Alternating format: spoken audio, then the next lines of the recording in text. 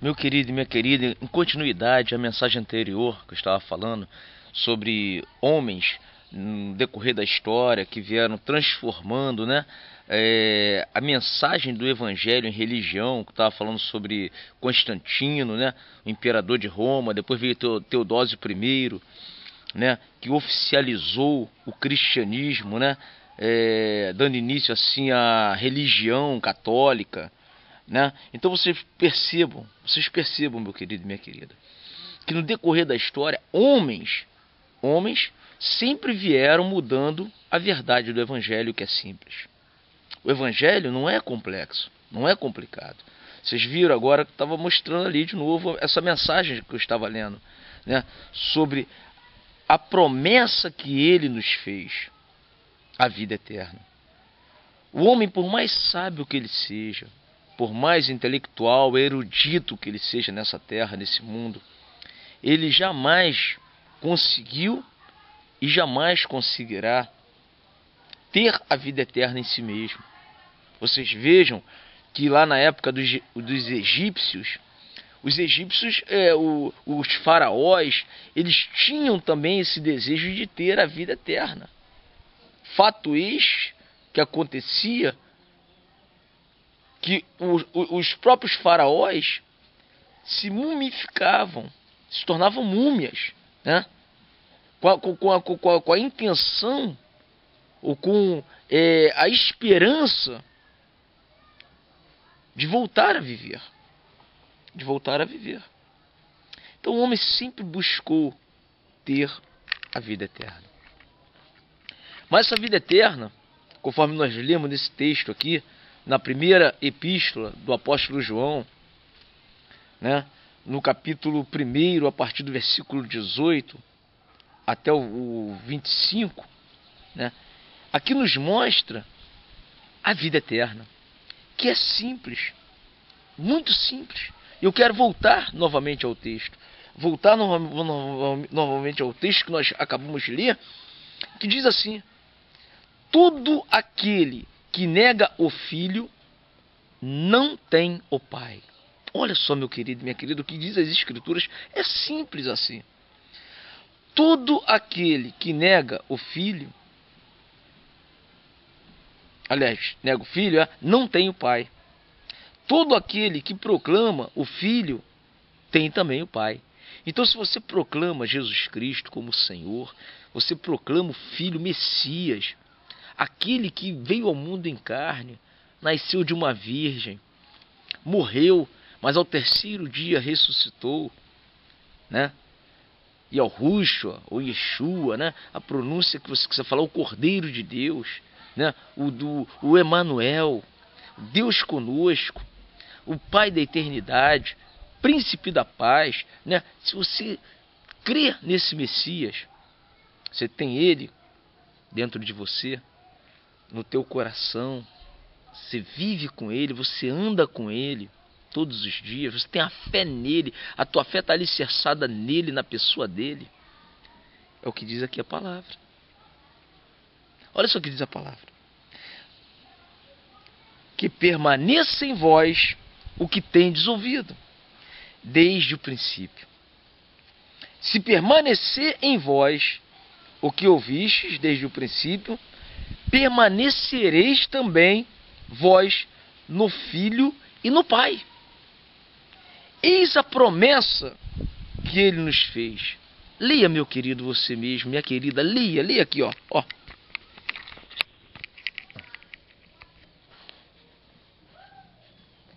Eis a promessa que ele nos fez, a vida eterna.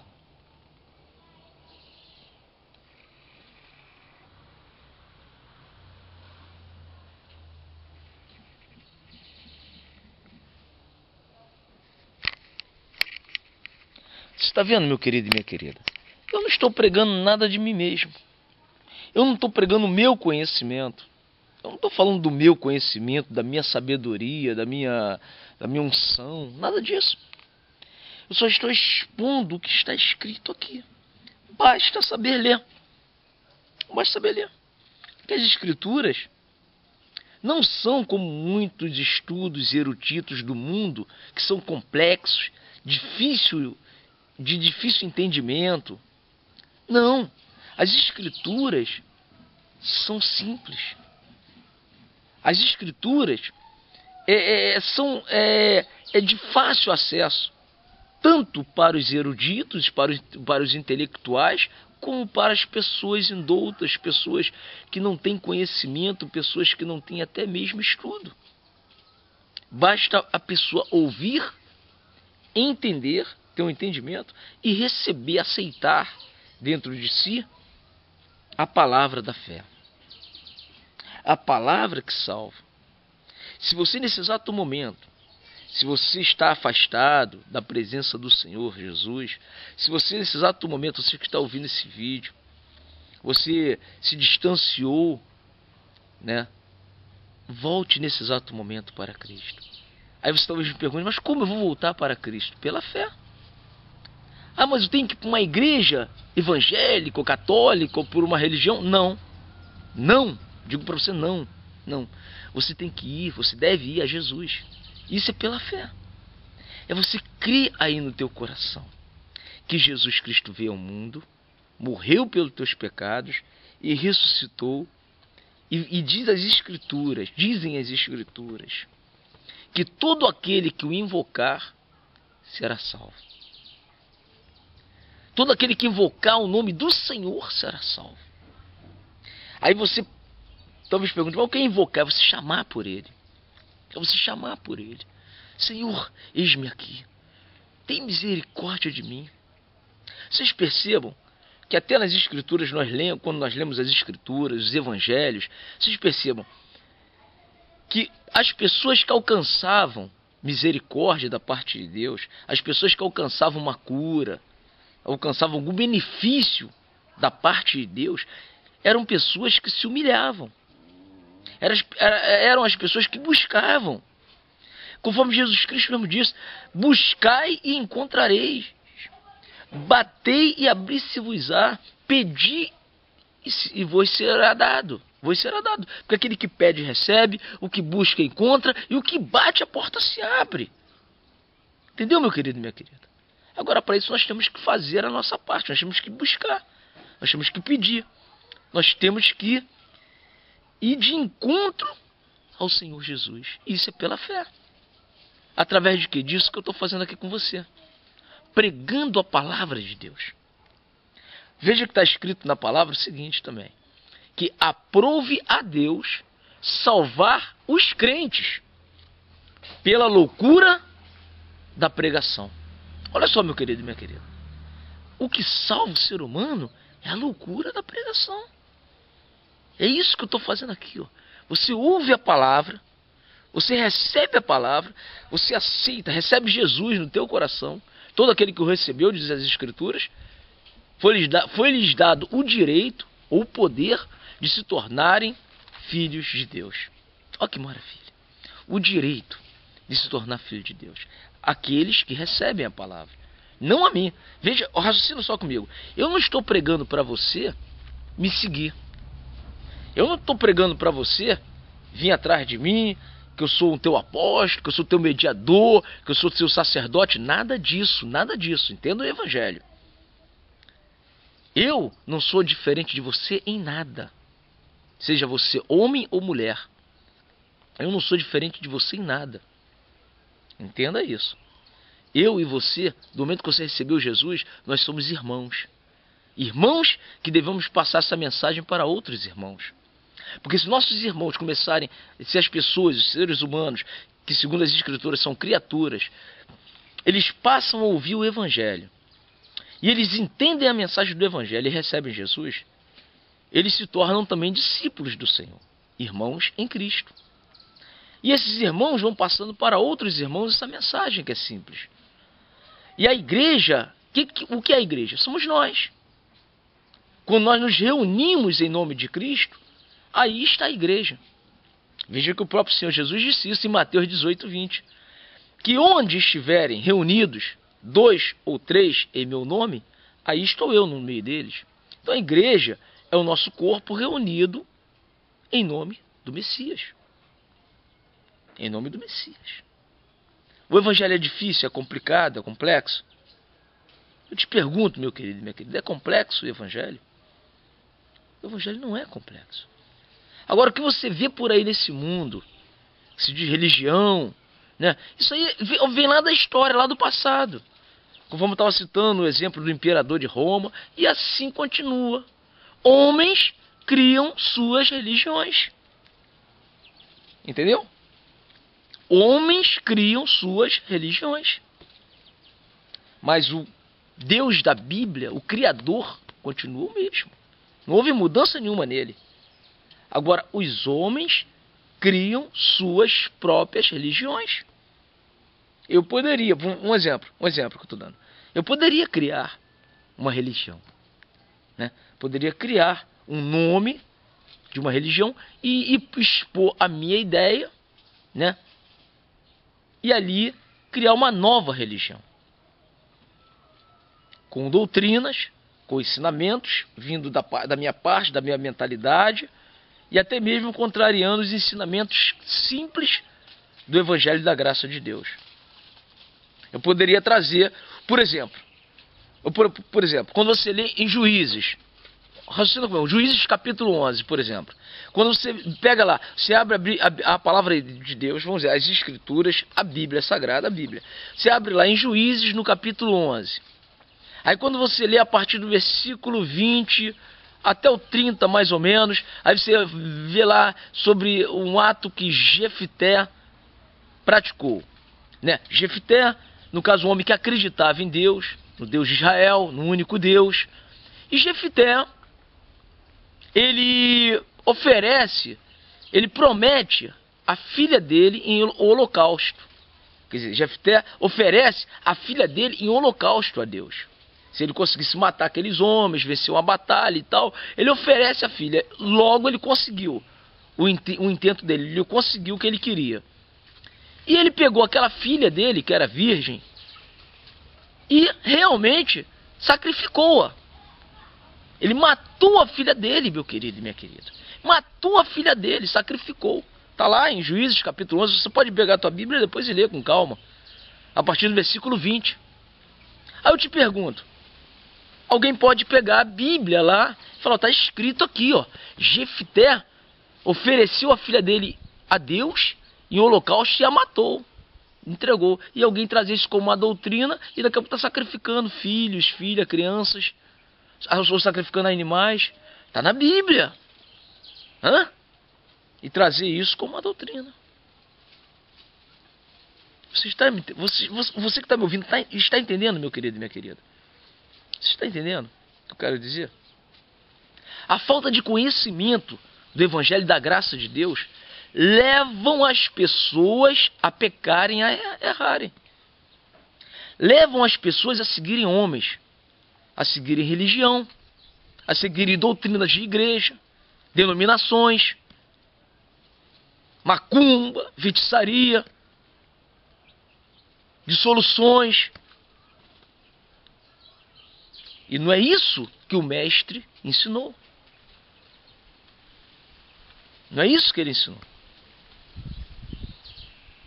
Então é necessário que nós venhamos a nos voltar para o Evangelho. O Evangelho da graça de Deus, que é simples. É simples. No Evangelho você tem paz, você tem alegria, você tem liberdade. Veja que a lei perfeita é a lei da liberdade, está lá em Tiago. Não libertinagem, mas a lei perfeita é a lei da liberdade. E você veja que todo aquele que nasceu de novo, que teve um novo nascimento pela presença do Espírito Santo, quando o Espírito Santo ele passa a habitar no nosso corpo, aqui, ó, essa casa que é o templo de Deus, essa casa aqui, ó, é o templo de Deus, o teu corpo é templo do Espírito Santo de Deus. Por isso que nós não podemos destruir, ó, a casa de Deus, que é o nosso corpo. O nosso corpo é a casa de Deus. Se o Espírito Santo habita dentro de você, o Espírito Santo ele faz essa obra dentro de você. Se você fumava, se você bebia, se você se prostituía, se você destruía esse corpo, você já não vai querer mais fazer isso. Não é pela lei, mas é porque o Espírito que habita dentro de você, que é santo, ele fala com você o que você deve e o que você não deve fazer. Ele tira de nós os desejos que não convém. É conforme o apóstolo Paulo disse: todas as coisas me são lícitas, mas nem tudo convém. Todas as coisas me são lícitas, mas não me deixarei dominar por nenhuma delas. Então tudo é lícito para mim e para você. Alguém pode perguntar: Gilberto, você pode beber uma bebida alcoólica e tal? Posso. Eu posso beber um vinho, posso beber uma cachaça, posso beber uma cerveja. Agora alguém vai me perguntar: você bebe? Eu vou responder: não, não bebo. Você quer beber? Você sente vontade de beber? Não, não sinto vontade de beber. Eu não sinto. Eu não bebo. Vou criticar quem bebe? Não, não vou fazer isso. Mas eu não sinto desejo de beber. Gilberto, você gosta de ver novela? Você gosta de ver filmes e tal? Não, eu não gosto. É lei? Não, não é. Eu não sinto mais desejo de ver novelas. Já assisti muitas vezes novelas. Eu não sinto desejo. Não sinto vontade de parar, perder meu tempo vendo novela. Eu prefiro parar, usar o meu tempo lendo as escrituras, ou então botando no YouTube um pregador que eu possa ter uma confiança em ouvi-lo, né? Conforme tem muitos pregadores bons, né? Muitos pregadores que pregam a graça de Deus. Caio Fábio mesmo, um irmão que sempre veio pregando a graça de Deus. Caio Fábio também um homem ungido, um homem de Deus, né? Mário Persona e tantos outros. Se a gente procurar na internet, a gente encontra muitos homens, né? O irmão Ezequiel, um abraço para o irmão Ezequiel, se o irmão Ezequiel ouvir esse vídeo, né? O amado irmão Ezequiel. Ezequiel, você é uma bênção na mão de Deus. Você realmente prega a graça de Deus, você já vivenciou a graça de Deus. Um abraço para você. O irmão Ezequiel, né? Que vem trazendo uns vídeos maravilhosos também. Tantos outros irmãos. Se a gente for citar nomes aqui, são vários irmãos, né? Que trazem a graça de Deus, né? Irmão Zaqueu, aliás, irmão Zaqueu, né? Irmão Zaqueu que vem trazendo um evangelho da graça de Deus. Irmão Zaqueu, uma bênção também, uma bênção, uma maravilha, glória a Deus. E tantos outros, né? Então o evangelho é isso, é expor a verdade, expor o que está aqui nas escrituras e a promessa que ele nos fez. Voltando ao texto, a promessa que ele nos fez, meu querido e minha querida: eu e você vamos enfrentar a morte física. Um dia nós vamos enfrentar a morte física. E veja que o apóstolo Paulo, o que o apóstolo Paulo disse? Combati o bom combate, encerrei a carreira e guardei a fé. O apóstolo Paulo tinha uma certeza, meu querido e minha querida, que quando ele fosse enfrentar a morte, ele ia ter uma vitória. Porque ele falava: morte, onde está a tua vitória? Morte, onde está teu aguilhão? Hã? Então o apóstolo Paulo tinha uma certeza. Porque ele fala: o viver para mim é Cristo. Se eu morrer, é lucro. Você pode dizer isso, meu querido? Se você morrer, é lucro? Hã? É isso que eu tenho que dizer a cada dia. Eu, aqui Gilberto. Viver para mim é Cristo. Se eu morrer, é lucro.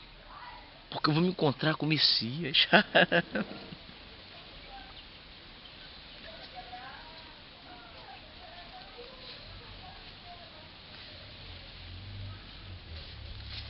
O viver para mim é Cristo.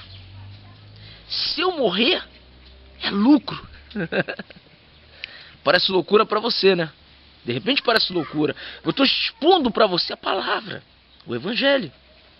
Eu não estou falando de mim mesmo. Eu estou expondo aquilo que está escrito. É questão de ler, de entender. Você se convertendo ao Evangelho da Graça, você vai se tornar também um discípulo. Você vai pregar a palavra como Zaqueu prega. Hã?